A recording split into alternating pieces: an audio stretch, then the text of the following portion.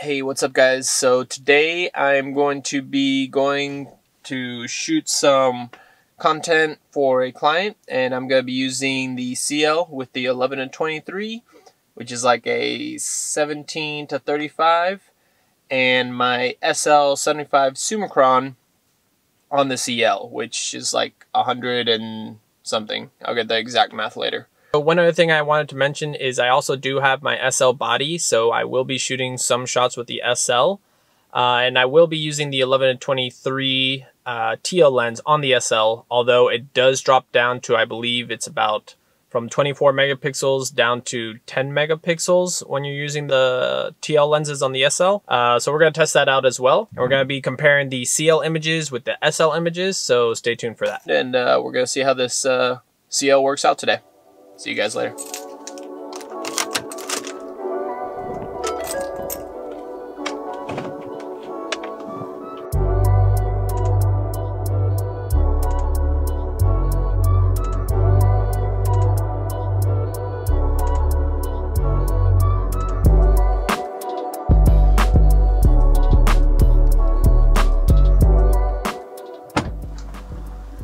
Alright guys, so one unique thing about today's shoot location is it is a construction site, so I was actually given a hard hat that I have to wear. Let's try and figure this out real quick.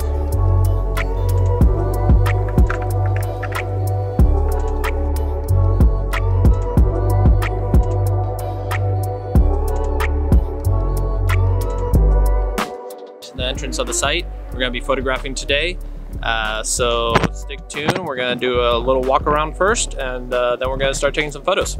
All right, let's go.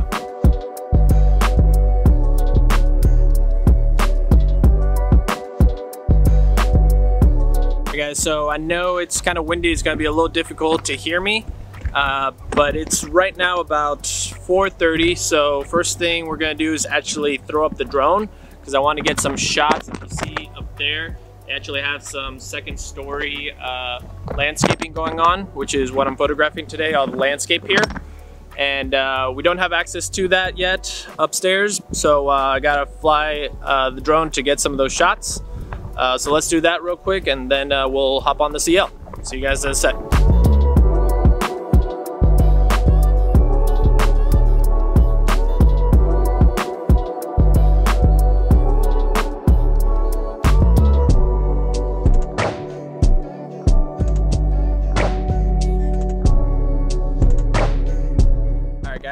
As promised, we are done with the drone shots, and we have the CL with the 11-23.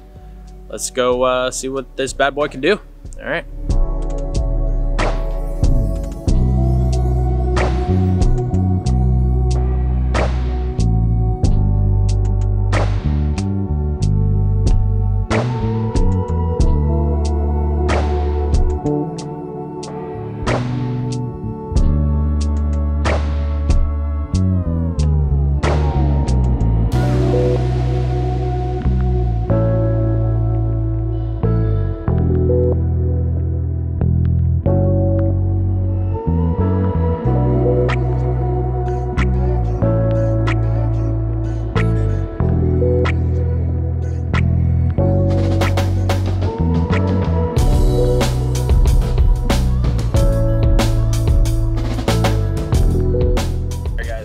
Sorry for the location, but it's pretty windy out here today, so I've been looking for a more quiet spot. So I just wanted to go over a couple of things with the CL. One thing that I really love about it is, if you see up here, both of these buttons are completely customizable. As of right now, I have one set to change my aperture and the other one to change my shutter speed. On the back of the camera, you'll see you have a function button and the play button there. So that function button, you can actually make it customizable as well. So if you see, if I was to click it, I have it as my ISO, which I can change here. But then if I was to long press it, here you can change that function button to do just a number of different settings. The same with these top buttons. So if I was to hold down the right button here, I can change it for it to be whatever I want it to be. And the same goes for the left side. Nope, sorry, I was wrong about that. I always forget the left side. I have it set to lock and unlock.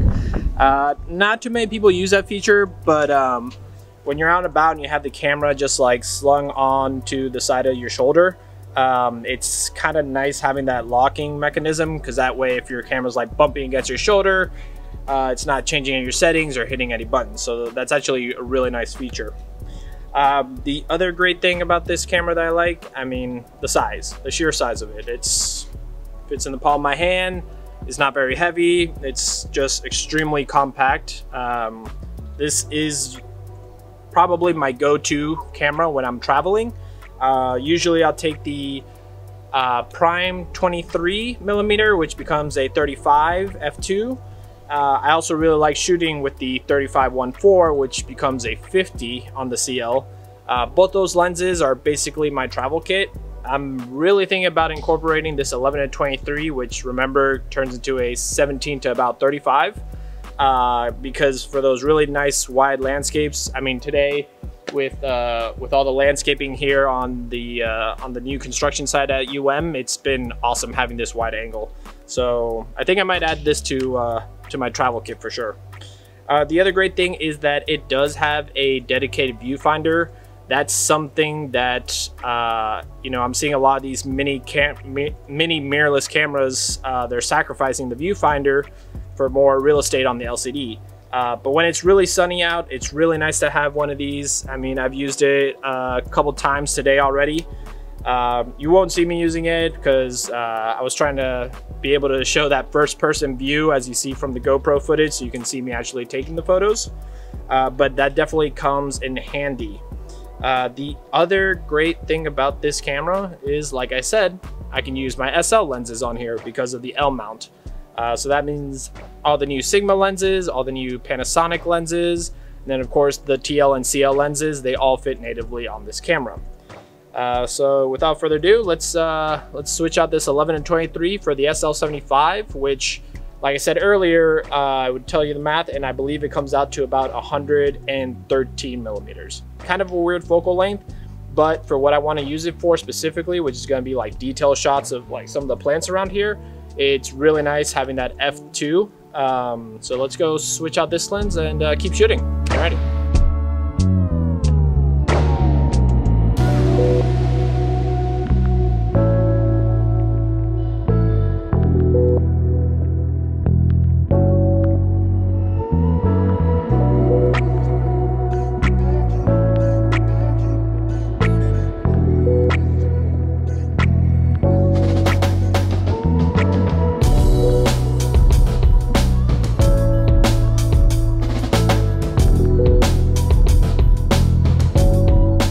Alright guys, so I just wanted to show you real quick what the 75 on the CL looks like, the SL75 on the CL, there we go, which becomes that 113mm focal length that we talked about. But like I said, very compact.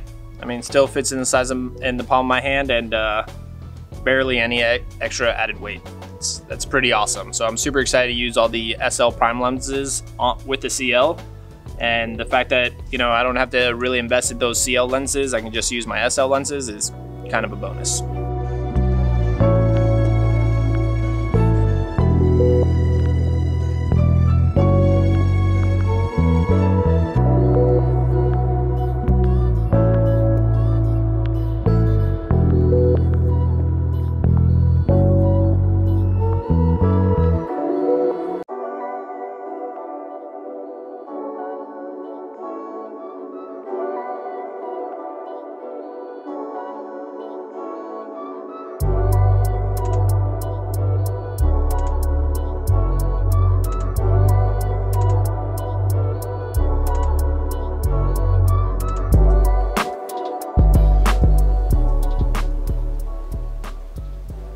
Alright guys, so we just shot with the CL with the 11-23 and the SL75 summicron on the CL. Now I'm testing out the 11-23 TL lens on the SL. And remember, by using these crop sensor lenses, you actually lose megapixels in your files. So the SL has 24 megapixels, but when using these TL lenses, it drops down to about 10 megapixels.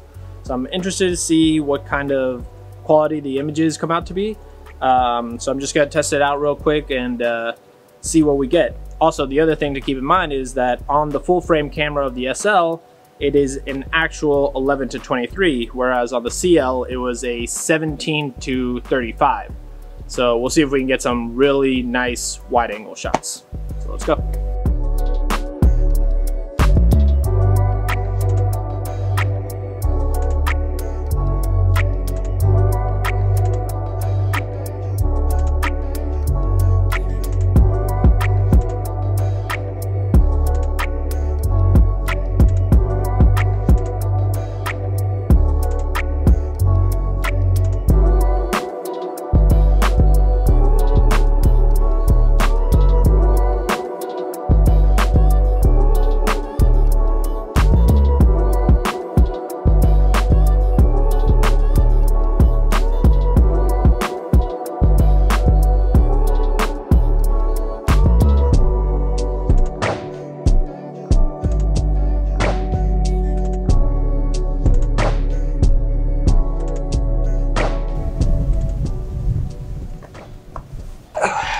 Alright guys, so we are pretty much done here for the day. I'm probably just gonna get a couple more drone shots to fill the gap for this video, and I think we'll be done.